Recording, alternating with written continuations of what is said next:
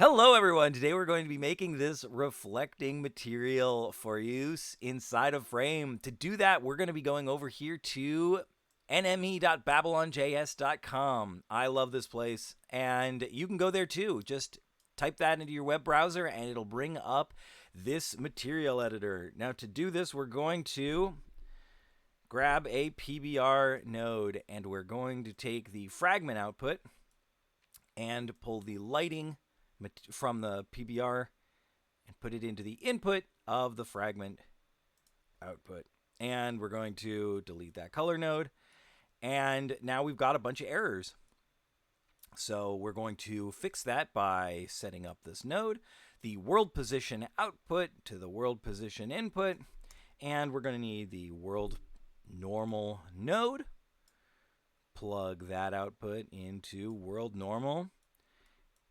And now we're going to be we're just going to drag out from base color, metallic, and roughness. These are both floats, but you can add maps in there as well.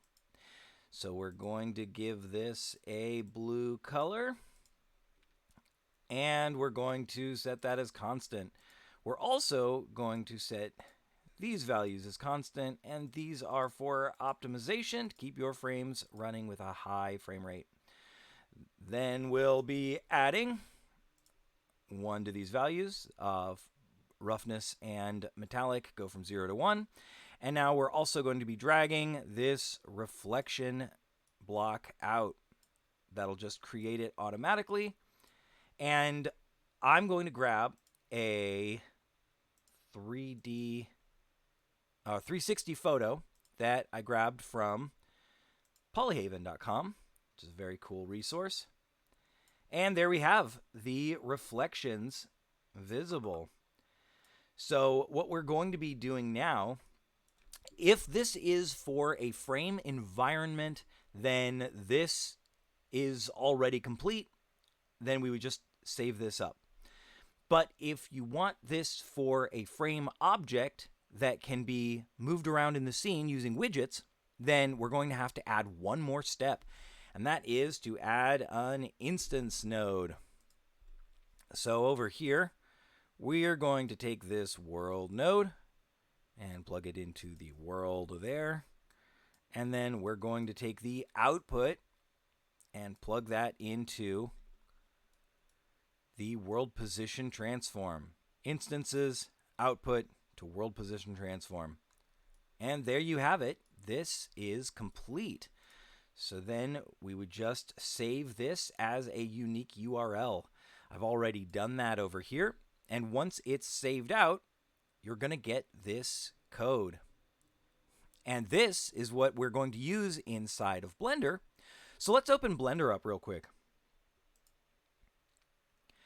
Inside of Blender, I have an object here, and I have given it this name, ball underscore shader underscore nm underscore, and then our code. I'm going to link this in the description so that you can just copy this. The most important part is this whole tag on the end. The first part is just the name. You can name that whatever you like. Now, I will note that when you are using multiple objects, this will replace the material for all of them. So if you have multiple objects sharing this same material, they are all going to be replaced with the node material inside of Frame. So then,